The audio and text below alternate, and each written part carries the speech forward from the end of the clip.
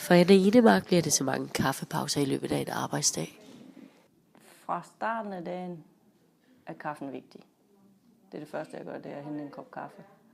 Og så henter jeg en kop kaffe 2 gange mere, tror jeg, i løbet af formiddagen. Og efter frokost drikker jeg kaffe. Men det er ikke kun selve kaffen, der er vigtig ved kaffepauserne. Det er en pause, hvor jeg ofte lige får en snak med nogen, jeg møder ved kaffemaskinen. Det er i det hele taget det, der giver pauserne, og så får jeg rørt mig. Og så er der lige det med kaffen.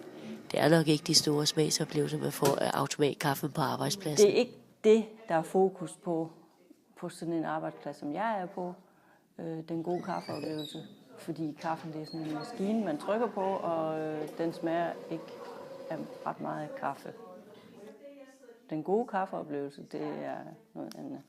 Altså det er, når det dufter af kaffe, og smagen er god. Det får jeg ikke i løbet af en arbejdsdag. Det var for varmt. Ofte så står den sådan set bare og bliver kold. Jeg får den sjældent drukket op.